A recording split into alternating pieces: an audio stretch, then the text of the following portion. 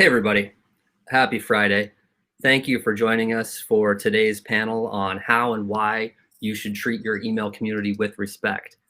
We've got some amazing panelists today, including Murshid Zahid of Clarify Agency, Amy Chin Lai of Action Network, and Gabby Greenberg of Blue State. I've got a couple quick housekeeping items before we jump in. If you are live tweeting this panel, and I hope you are, please use the NN21 hashtag. Again, that's pound NN21. If you have questions or comments, please feel free to type those in the chat anytime. We have time built in for Q&A later, and we will get to as many questions as we can. I also want to give a quick shout out to Will Easton, who has hosted fantastic similar panels at Netroots Nation in the past. My name is Josh Nelson, and I'll be moderating today's discussion. I'm the co-founder of a company called the Juggernaut Project, which helps progressive groups and Democratic campaigns grow their email communities. I'll also break a little news here. I'm the CEO of a new company called Civic Shout that's in the process of building a new platform that will provide an easy, ethical, and affordable way to grow opt-in email and SMS communities. It's an amazing platform that has the potential to be a game changer for campaigns and nonprofits. Shoot me a note at josh@civicshout.com if you want to learn more. Before we jump in with the panelists, I want to set the stage a little bit. For as long as I've been paying attention, which is about 15 years now, digital practitioners have been debating email fundraising tactics.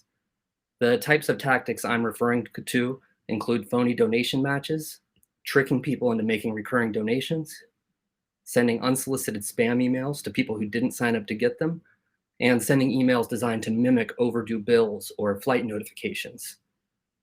On one side of that, you have those of us who believe that people who are part of your email community should be treated with respect, and that deceiving and guilt-tripping supporters jeopardizes email's long-term viability as an effective channel for fundraising and advocacy.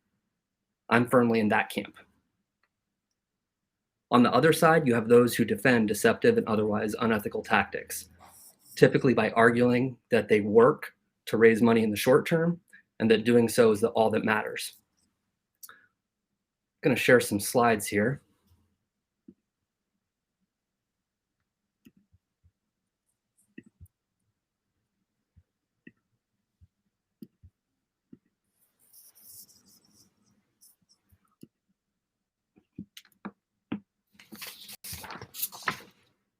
So this year, thanks to a number of developments, the tide is finally starting to turn toward ethical email programs that treat supporters with respect.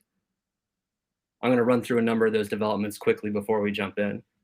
Reporters like Shane Goldmacher at the New York Times, Lachlan Marquet at Axios, and Dave Leventhal at Business Insider have all done multiple stories on various aspects of email fundraising ethics this year.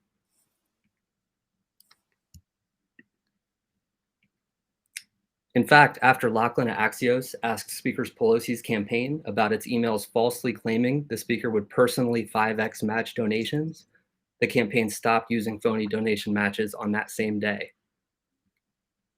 Credit card companies have expressed concern with the surge in complaints and chargebacks associated with inadvertent political donations.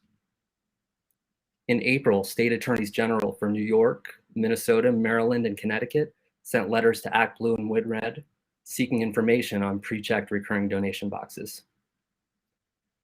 In a legal filing in May, the Department of Justice described a fake donation match in a fundraising email as a material misrepresentation. Within weeks, dozens of campaigns stopped using phony donation matches.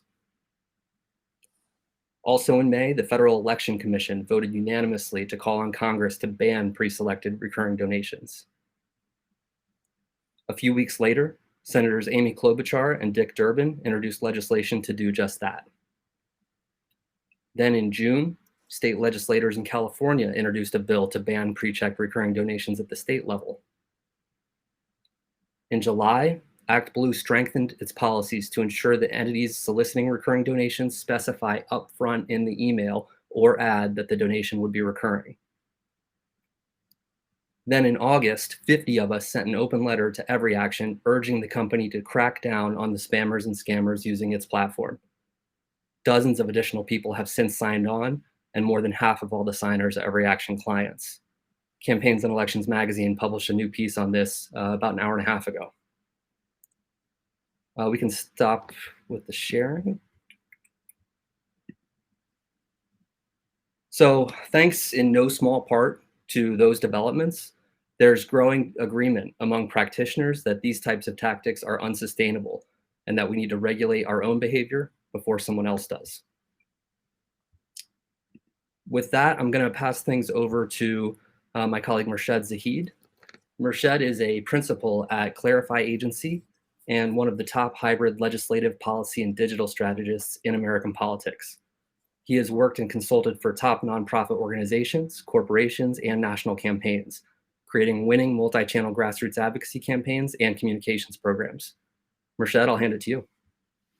Thank you, Josh. Thank you, Josh. Thank you, Netroots Nation, for hosting this panel. I'm really honored to be here with Amy and Gabby and Josh to talk about this topic, right? And it's always nice coming back here. I feel like this is my community. I've pretty much gone to every Netroots Nation in person since it started in 2000, way back in 2005. And the reason I wanted to contextualize that because it's relevant to the subject matter of this panel. We all became part of Netroots circa 2002 or 2003. A big part of it was email, right? We were living at a time when we were not really hearing the truth in the media, as the Bush administration at that time, empowered by Republicans in Congress and Democratic enablers in Congress, were marching on to a war based on just outright lies. And everywhere we turned, whether it was the corporate media platforms, on cable TV, on website, or back then paper, we really couldn't find the truth. And at that time, a lot of us went online. A lot of us went online to look for information that was fact-based, that was based on reality, and that was based on reason analysis. We found blogs, and we also found emails. Right? And email became a crucial channel of communications, where we heard from leaders or organizations that we really respected a lot about their unvarnished thoughts on what they thought politics should be like. And this is where the issue of ethics come in, right? In terms of what does ethics mean? Unethical means that you're not conforming to something that's a high moral standard. So ethics conversely means that you are acting in a way that you are upholding a high moral standard. You're acting with integrity.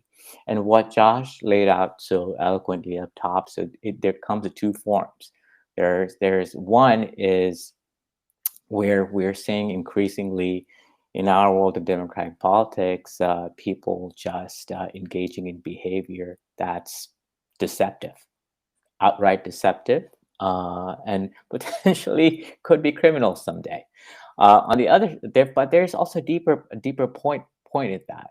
It's about how we treat people who receive emails. How do we treat people who we communicate at a larger level? We want to treat them as human beings. We want to treat them with integrity. Some of the examples that Josh provided about folks, credit card companies getting complaints because their folks were just automated into the donation flow. You know what that means? We are treating email list as a list. We are dehumanizing the names that we get through various channels, and that's a big problem. That's a huge problem when we dehumanize each other. And I think when we go back to this community, when we think about the ethos of Netroots, where why we organize as progressives or Democrats, we have to think about what our superpower is. Our superpower should have always be based, anchored around integrity and honesty. and how we communicate to folks. And that goes beyond technical means. That goes beyond just including people into your opting in people into your email list without permission. I would argue that includes how you communicate to people about life and death issues that our leaders are deliberating in Congress. That includes people on how they are campaigning, either for city level offices, state level offices, or federal offices. I people email the mode of email has really taken off because it's people over the years have felt a visceral and emotional connection to the messages they get. But a lot of that visceral and emotional connection is based on fear, sometimes based on hope. But at the end of the day, when people are reading a content, you would hope they are reading the truth. And if they're not, and I think that's when we have a fundamental problem. I want to share a couple of slides with you. I hope I'll get it right. So let's see. Let's go here. Share screen. Window.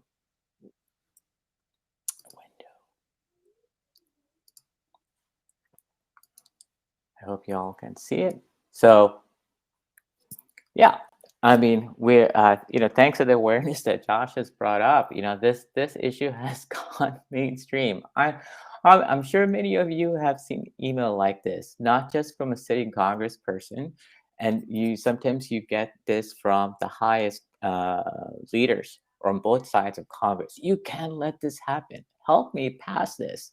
Well, hello. You actually have the power to do this. Rashad, I don't think folks can see your screen. Oh, they can't see their screen. Oh, No. that's let me try one more time. Let me try one more time. Mm-hmm. In the meantime, I'll just note that you may see the dems.ag website at the bottom here. None of us has any idea why. All right, you all can see it now, right? It's popping up. Awesome. I'm gonna go again. Oh, that's not it. I didn't mean to share it. Here we go. Yeah, this was the onion piece I was referring to. They have gone in on this. You can't let this happen. You see a lot of hapless emails from oftentimes Democratic Congress folks about big things that are unfolding. And a lot of times these are leaders, as if they are just completely powerless, and you giving them money or signing their petition will make that will help them move their colleagues. When they're sending content that has no theory of change. I took out the name, sender's name on this, but look at the dates. This is from September 24th to September 30th. This was happening right when we had the latest brouhaha around the massive infrastructure bills, both the so-called bipartisan infrastructure package and Joe Biden's Build Back Better plan. Right? This was a massive fight, and where the progressives in Congress waged a pretty valiant fight in terms of holding on and making sure that conservative politicians associated with corporations were not successful in essentially killing the bill. During this time, I got these emails from a Democratic leader who is leading the caucus, and you notice not a single one of them refers to the legislative fight. It all talks about not asking for money. The person was actually asking for money, talking about some kind of old polls that just got released. Not a single one of them really, not a single one of them actually addressed what was happening in Congress. I think I'm going to stop sharing. What I was saying is it's that kind of communication. I find that kind of communication borderline unethical. I find that kind of communication deceptive. I find when somebody in responsible leadership is not really being truthful about what is transpiring in Congress, what kind of help she or he needs to push the right fight. I don't think that's being honest. At the other thing is the way lot of politicians now are sharing content by email. They're stretching facts, or they're not providing facts at all. And this is where I think leads to a sense of disillusion, and leads to a sense of lack of trust. And that's why I want to sort of underscore how appreciative I am as more and more folks talking about it, about how we respond to emails, how we write emails, and how there needs to be a greater emphasis on substance. Needs to be emphasis on how we include folks into this conversation stream. Because at the end of the day, I don't think this panel is not going to be sustainable if we keep dehumanizing each other that way. I think that's all that's what I have on my end, Josh. And I'll pass it back to you. Excellent. Thank you, Murshid. That was fantastic. Folks, I'm not asking for money.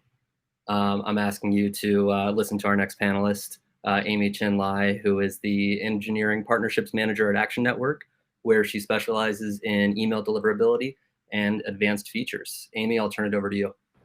Thanks, Josh, and thanks to my other panelists in Netroots Nation for doing this panel. Super excited to be here. I'm here because ethical emails and sending these deceptive tactics, it's not just about what's morally right and morally wrong, but it's about what makes your program more successful in the long run. And your program can't be successful without good email deliverability. And it's essential to your program success. Now let's set a baseline and define what email deliverability is, because there's often a lot of confusion about this. Deliverability is emails making it into the inbox and not the spam folder.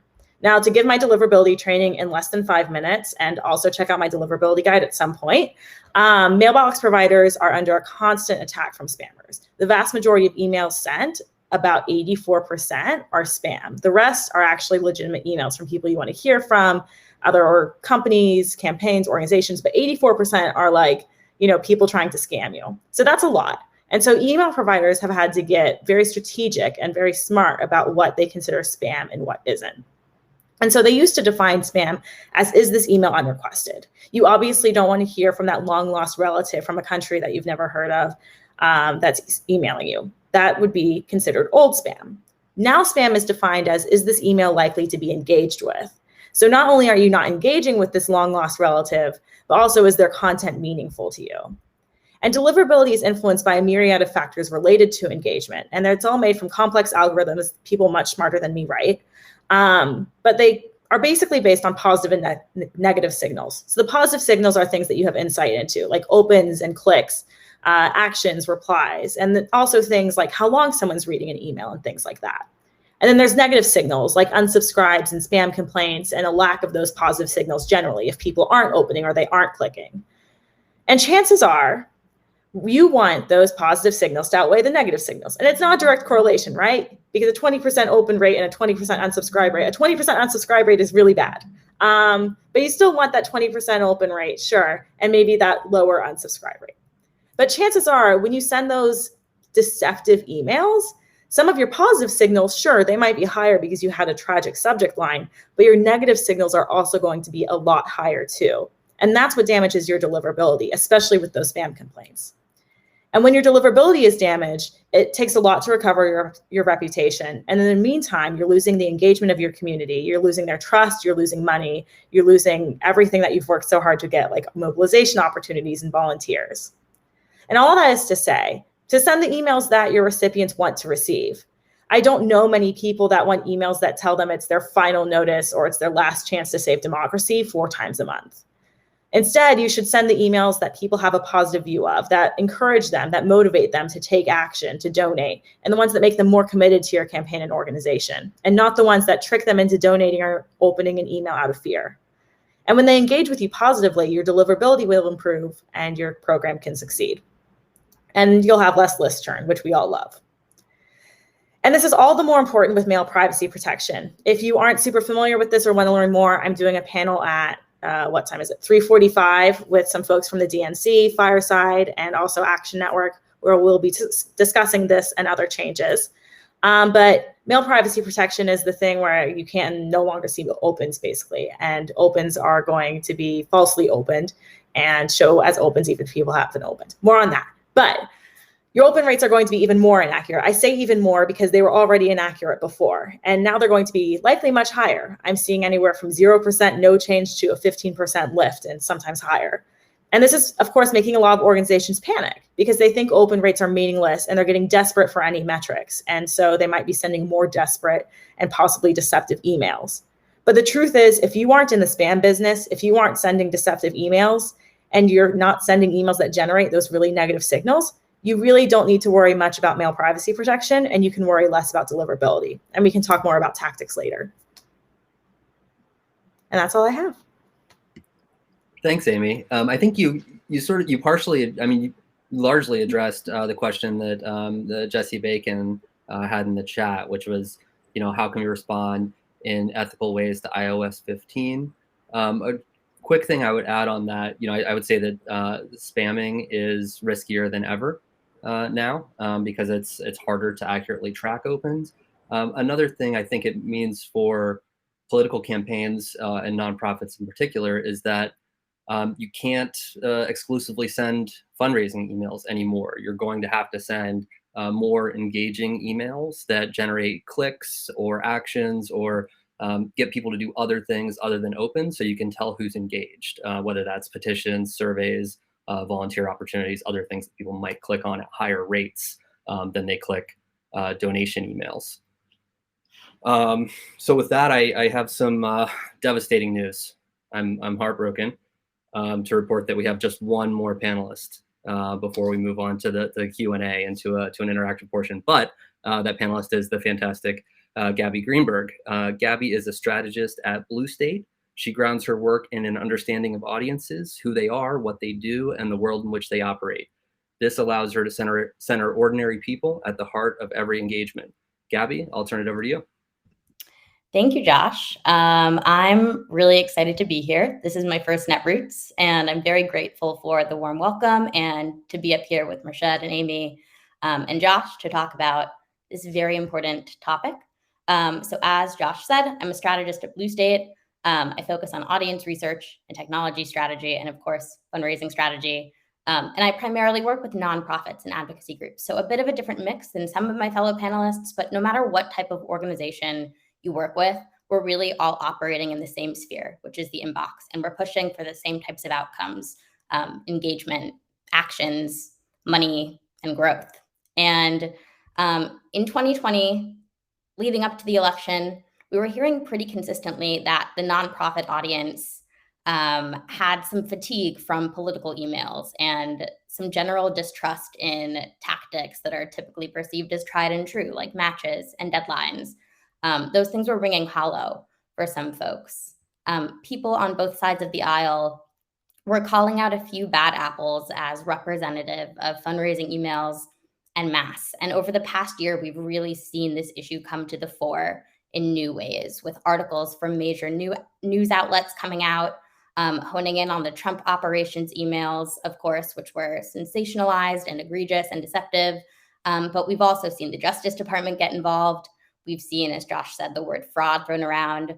We've seen the onion parody tactics that these emails use.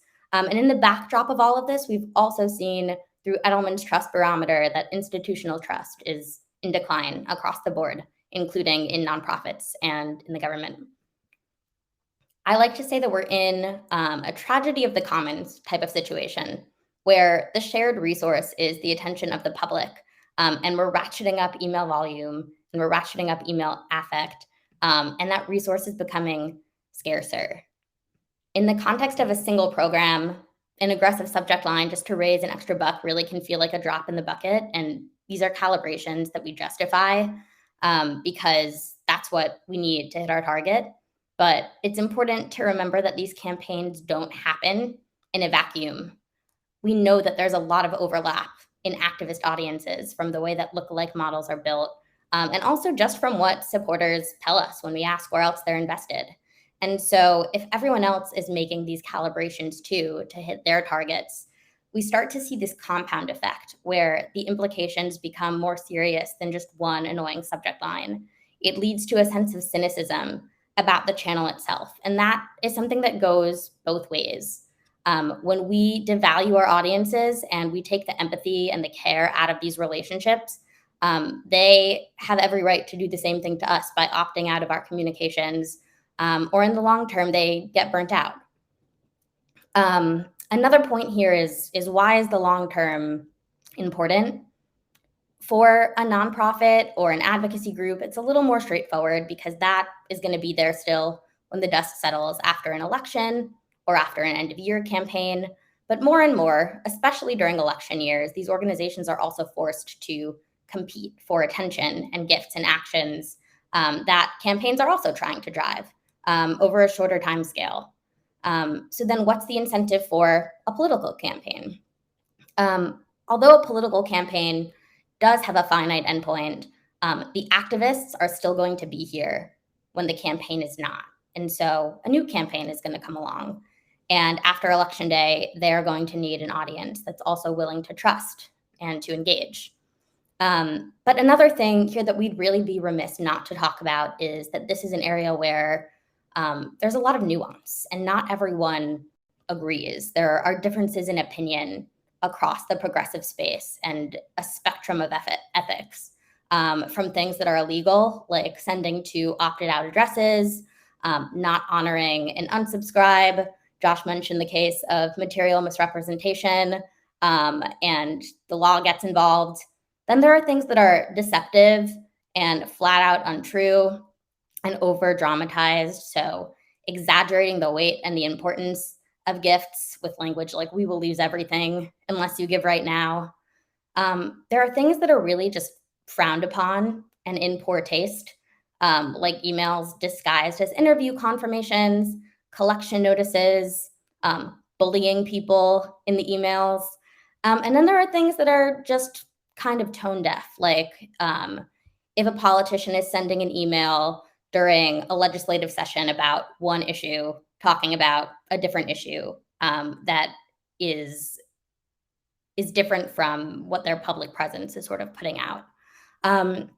That lack of consensus is natural, but these are really important and overdue conversations that need to be had so that we can collectively develop a code of ethics for good email citizenship, and so that we can advocate for changes in norms and in policies in this space. Because to Amy and Mershed's points, being respectful and honest is often both the right thing to do and the smart thing to do for the long-term success of our programs. And so now we have something fun and interactive. We're going to work together to identify unethical tactics on email that we might see in our own lives and inboxes and what is wrong with them. So oftentimes we'll see something problematic. Maybe we'll get a bad feeling in the pit of our stomach.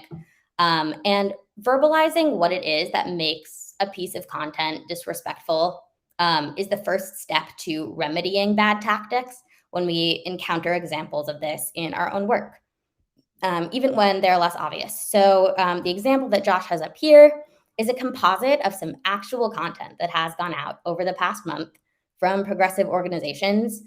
We did give it a Harry Potter theme, and we changed the names to protect the identities of those involved, and we're going to workshop it. So I've divided it up here into 5 parts, and if you could type in the chat suggestions that you have for each piece of this, you can select like a certain section just so it's easy for us to track and refer to. If you could type in the chat suggestions you have, things that feel like red flags and why, we can update this in real time to get it to a better and more respectful place.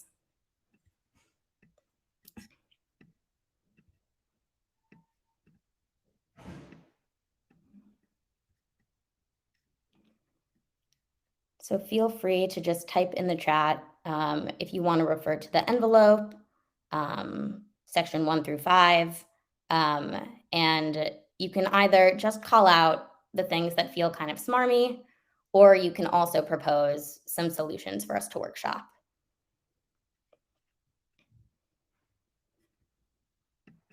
Great. So We have the subject line is aggressive for sure. I agree. Very aggressive, very overblown. That the sender is not an actual sender. That's really true. It's fear-based. We have someone asking if we can go into presentation mode. Maybe we can zoom in a little bit to make it larger potentially so that folks can see.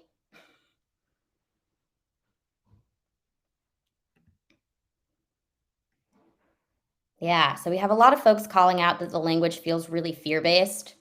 One person called out the don't delete in the subject line, makes her want to delete.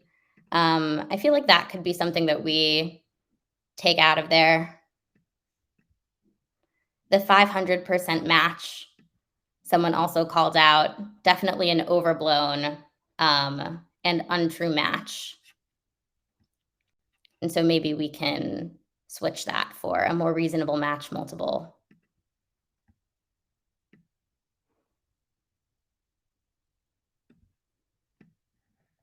Great, okay. This could be a new opening line we have. Jenny, we're up against some tough competition and we need your help right now. I really love that suggestion.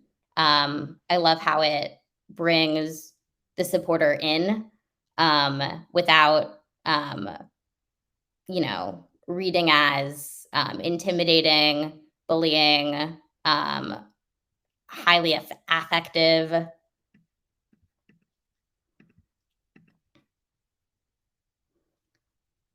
Here's a suggestion from Madeline. Together we have an opportunity to cast this charm. Join me today in a powerful show of support. And that could be for the last section, really asking the supporter to join that team to achieve their goal. Changing everything you have to what you can spare is another suggestion here. I love that change.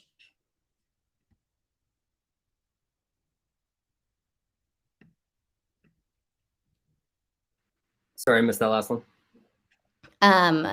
This would be changing everything you have. Oh, great. It's up on the screen as well. Changing everything you have to what you can spare in section 3.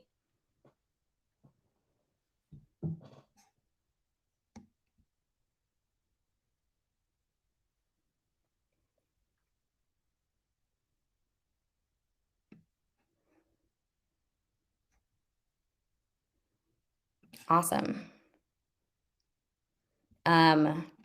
I think to the points about the fear-based language, also the so scary parenthetical in section 3 is an easy thing for us to cut.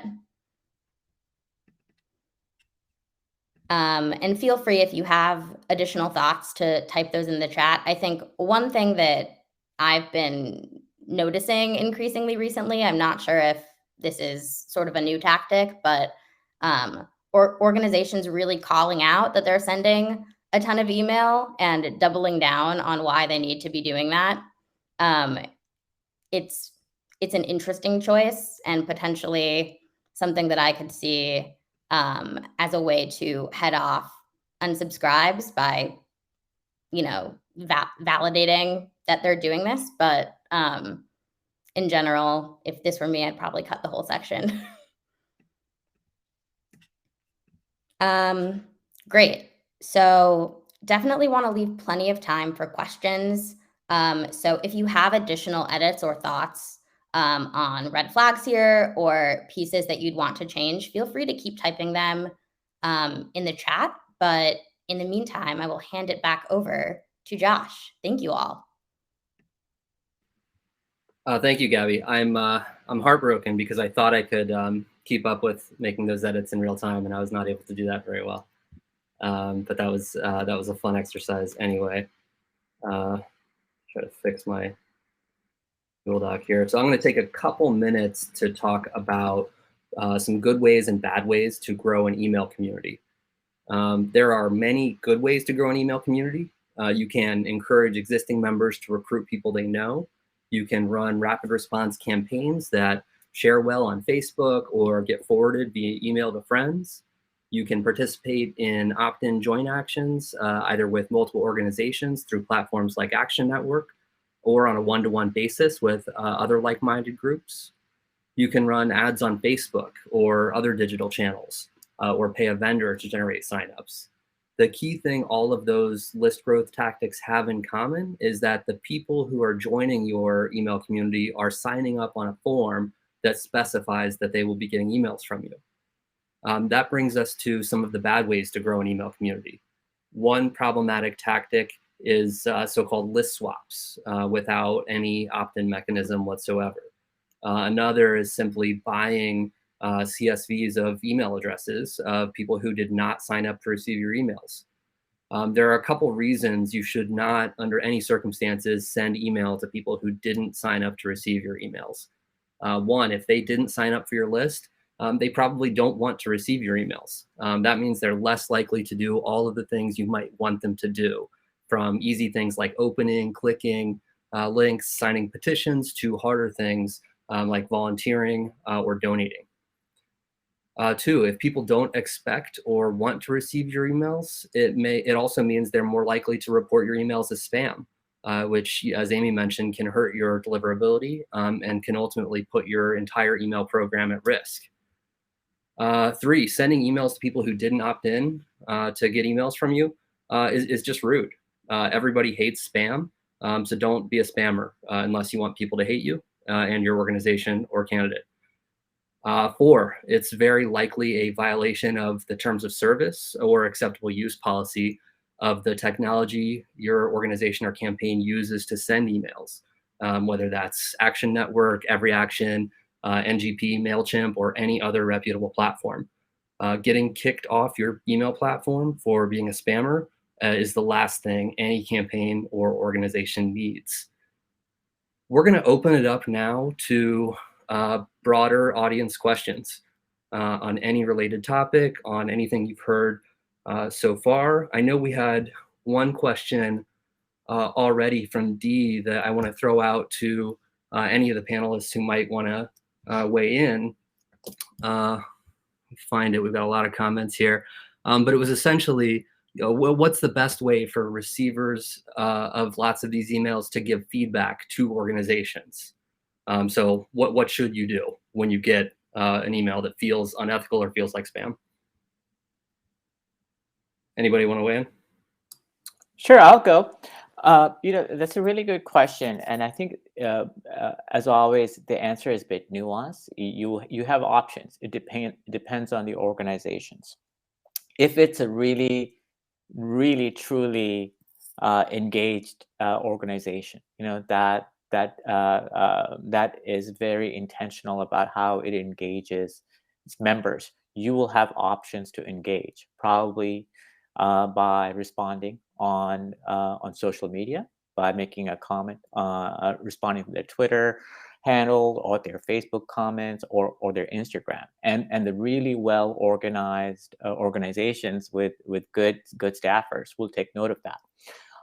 Then there are, for the terrible emails you get, I don't necessarily subscribe that you need to respond back to their sort of the black hole, because it may actually help them. As a practitioner, I try to take in as many emails as I can, but I have reached to the point I simply mark, not only I unsubscribe, and then I mark it as spam, because I think that's the best way to penalize bad behavior.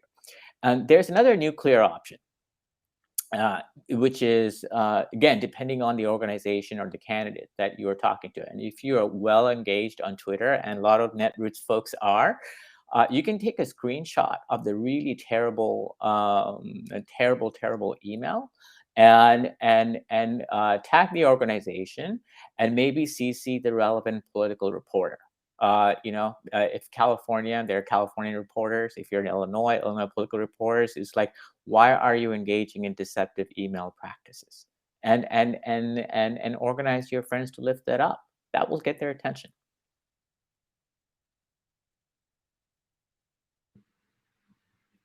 Absolutely. Thanks, Marshad. I love that.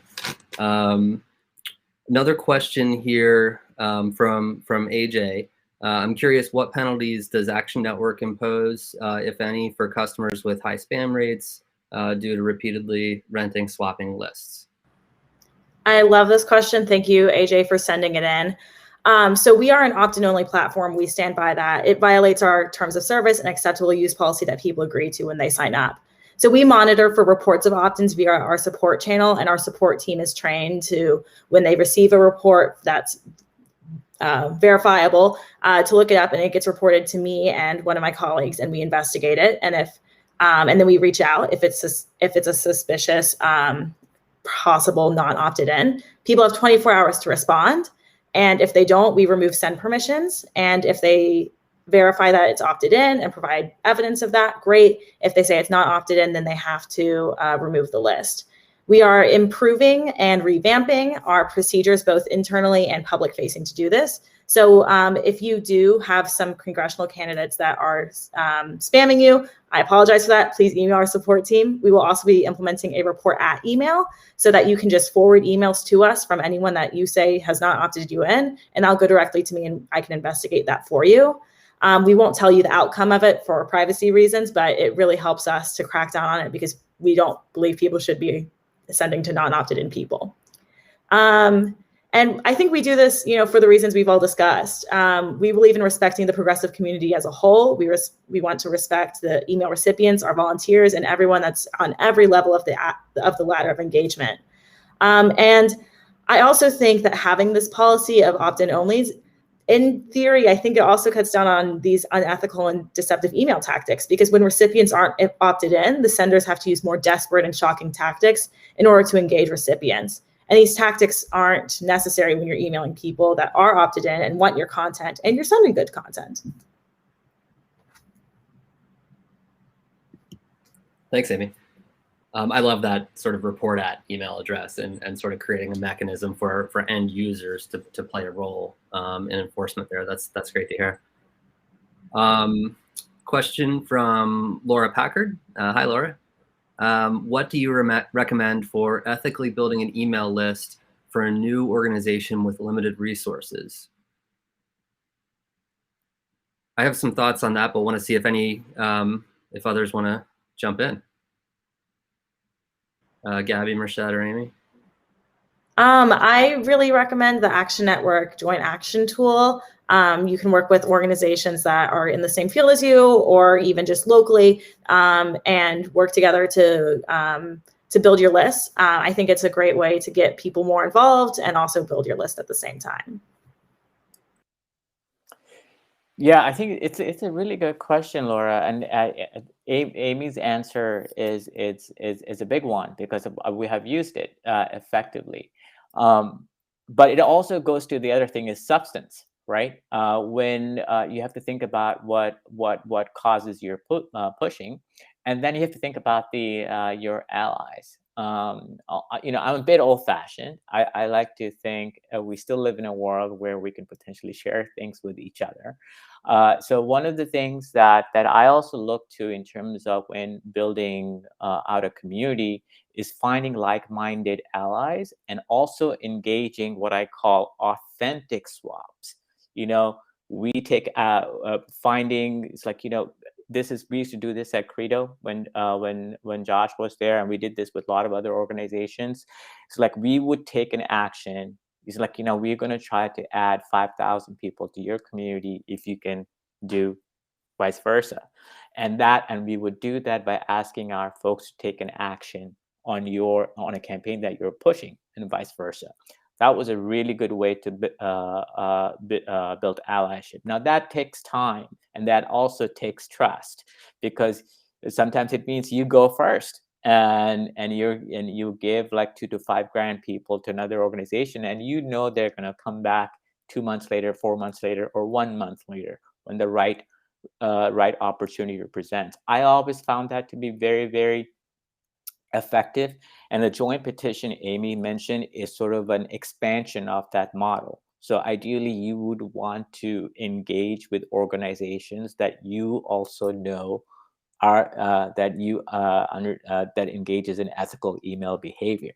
because I know that I will not advise a client I'm working with to enter a joint petition where I see one of the parties that I know engages in unethical email behavior. So you have to nuance those choices carefully. And obviously, in terms of smaller organizations, I think it's good to have really cross-channel digital practices at other places. So you're always including links to your petitions, and really effective, smart digital buy could also help you there, if you target at the right channels or whatnot. I would also say, especially at the beginning, as you are bringing in these new names and trying to grow your list, you also want to be strengthening your sender reputation. And so things like double opt-in and making sure that the acquisitions that you're getting are quality names that will be engaging with your program is another thing that will be really important. I want to second all of that. Love Action Network joint actions. Great way to grow opt-in email community. Want to add a tiny bit to what Murshid said about sort of working with a like-minded organization to do an opt-in swap or an opt-in, like a one-to-one opt-in joint action. That's something that he mentioned we did at Credo, and Move On does a lot of this as well, where there are groups out there that will do that to help a new organization sort of start building their email community and get off the ground, with this sort of expectation that, you know what, it's going to take a while for you to do a send to your list and sort of pay us back, but that's okay. And so I know, Credo used to do that. Move On does a great deal of that as well, sort of helping seed lists with opt-ins. So they'll send an email that says, hey, there's this amazing new group working to ensure that all Americans have healthcare. Click here to sign their petition and join them, that sort of thing. We have a great question from Doug Foote, who asks, in an ideal world, what should happen to the email list of a candidate who loses, or an organization that shuts down to help other similar causes? Do folks have thoughts on that? I can kick it off. One option that I really like is having the candidate whose campaign is winding down encourage people in their content to go and subscribe to other lists, really giving the choice and the ownership of those decisions to their email communities who have supported them, and also educating and promoting what those new candidates are about. That's really, I think, an approach that gets at the continuity and the long-term vision that I was discussing in my section earlier, and something that I think that campaigns would be smart to do more. I could not agree more with that. I mean, I would love to see, in addition to maybe promoting other campaigns, right? If it's a statewide campaign, they could get people onto, congressional or state party email community, but also they could promote local grassroots organizations who could really use that boost in their email communities. And unfortunately, what folks may know, but a lot of times or sometimes what happens now is campaigns will just sell those lists at the end of the campaign to either to make some money or to retire some campaign debt. So they'll sometimes sell them to unethical vendors who specialize in just sort of buying and selling lists with no opt-ins, which is unfortunate. We have a question from Madeline or Madeline. Thoughts on the HBO Max integration test email? Thinking about mistakes that are in violation of spam protocols. I only vaguely recall what this was. Like HBO accidentally sent an email. Does anybody want to take this one? I only vaguely remember that I received an email integration test. I think it just had the wrapper in it.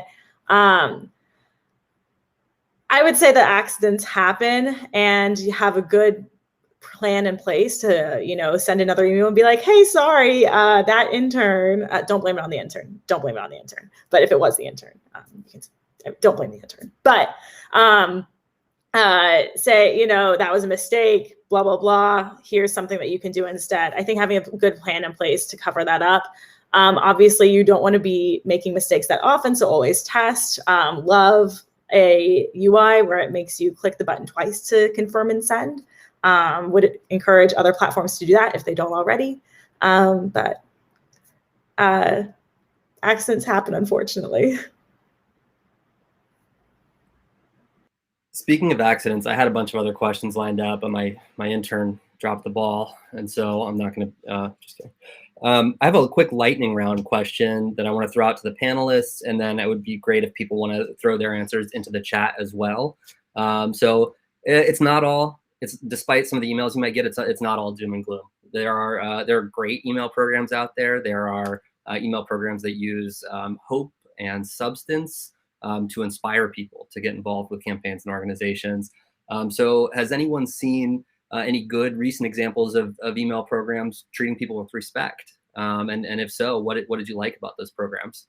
I'll just go through the panelists real quick, and then we'll read out some of the stuff that comes in the chat. Let's go, Amy. Rashida Tlaib is my favorite email list. I think she does a great job of engaging people on things other than fundraising, keeping her constituents informed about what priorities and letting them help set priorities via surveys.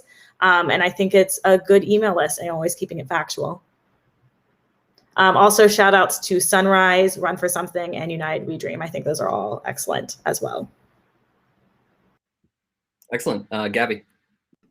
Yeah, two favorite examples. One, I like the ACLU's emails. A few reasons. They are substantive and they're not sensationalized. There is a clear theory of change in every email for why the email is being sent or why the actions are necessary that they're asking people to take. They ask nicely and they treat their supporters like adults. And they also value the education and the stewardship pieces that really get buy-in. So that's one program that I really like. And then another one that I like is Supermajority's program. And I like it because they do a good job at creating a sense of community and the relationship building at scale. That's the crux of why we do bulk email in the first place, is to build relationships at scale. So I know recently they sent an update from their executive director talking about her membership card, but also talking about her experience caring for a newborn during COVID. They emphasize peer-to-peer list building. They also do a good job with theory of change. And I know at least when I signed up to, I immediately was taken to a page on their website that asked for my preferences, my issues, and why I wanted to join. And I think that sort of immediate data capture is really valuable for making the comms personal too. Absolutely. Rashad? I haven't had a chance to read the chat, but there are two. One I will mention that I have really appreciated in the last couple of years, Indivisible. They're just smart, and they don't always give you sunshine. And in a good way. They lay it out. This is the problem. This is what we're going to do, and this is the plan. It really reminds me of, in many ways, the Credo emails and Senator Warren's emails in the early years. It's just really good stuff. And as a practitioner, somebody who cares about advocacy, government relations, legislative deliberations, I think it's a really good email.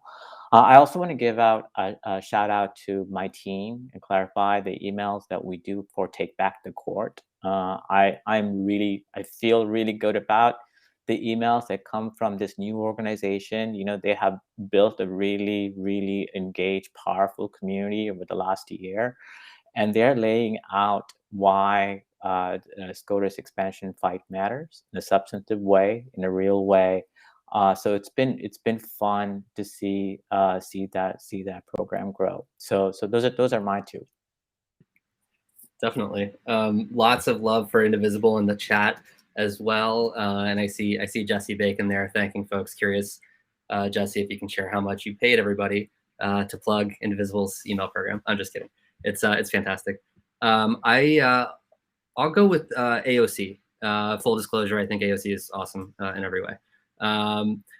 The two things that the AOC email program does, it's run by the folks at Middle Seat, that I appreciate. One is they use the email program to engage in advocacy campaigns. And so this is a massive, very active email list, and they'll send emails saying, call your member of Congress, tell them to vote this way on a particular bill, which is sort of refreshing to see from a campaign email list, many of which focus almost exclusively on fundraising. Another thing they did recently, and I think this was actually a text message and not an email, but after the aftermath of Hurricane Ida hit the New York area, they sent a text message to constituents the next morning saying, do you need help? Are you in a bad situation? Is your electricity out? Is your water out? Reply here, or I think it was like reply with number 4 if you need assistance right now, and we'll try to get you some assistance. So offering some real, potentially life and death constituent service there through a digital program was, I thought, really impressive. So no other questions. So I got a couple last questions, and we have about 4 minutes left. I'm gonna say for Gabby, I have a question. Are you concerned that disrespectful email programs are having consequences for other organizations by turning potential donors and activists away from email generally? The short answer is yes, absolutely. And it's something that we have informed hypotheses about based on audience research, based on anecdote.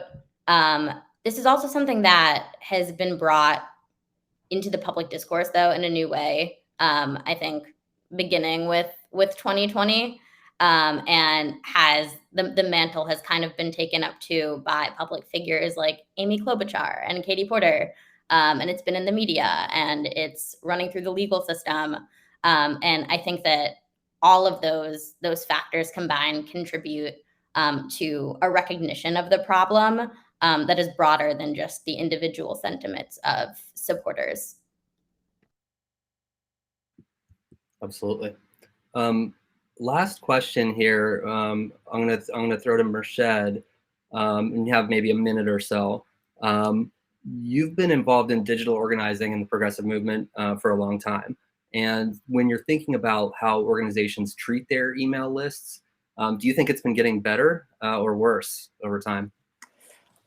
I think we talk about all the ways that things have gotten worse, but so I think it's important that we end it on a high note and think about the good actors. We've talked about Indivisible doing a great job. There are just amazing organizations that have gotten better at this, like Ultraviolet, Daily Kos, Social Security Works. Jesse, if you're wondering that the name that I was talking about, Take Back the Court, ACLU. All these organizations are sending content. They are tested. They adhere to the best practice. They all make a huge effort into ensuring there is credible and viable theory of change. So I see that as a positive. And I also see this conversation really uplifting to see so many practitioners taking this seriously. I felt like I was ranting in the wild and 5, 7 years, 8 years ago, 9, 10 years ago on listservs. Hey, why are you sending this? This is such a joke, blah, blah, blah, blah. But to see this discussion so organized and so thoughtful, that gives me hope. And it's that I think we're all idealists at heart, in our hearts. And I hope it will help us get to a good place. Thanks, Merched. I want to just quickly tell people about some resources that are available if you're interested in these, shoot me an email at jnelson@juggernautproject.com. I'll send you all the links. Great resources like the Some of Us Progressive Style Guide that's helpful for any progressive group communicating online. Action Network has a fantastic email deliverability guide. There's an email good practitioners pledge from several years ago that I can send to folks. M&R's benchmarking report is extremely helpful for sort of understanding all things email. And there are great, we talked a little bit about iOS 15 and mail privacy protection. There are great guides on that from Blue State, Action Network, and Litmus. So shoot me an email if you're interested. in those. With that, I want to thank our fantastic panelists, want to thank Netroots Nation and all of our attendees for being part of this discussion. And now I actually have devastating news. The panel's over. Crushing blow. Crushing blow. See you guys. Thanks. Bye.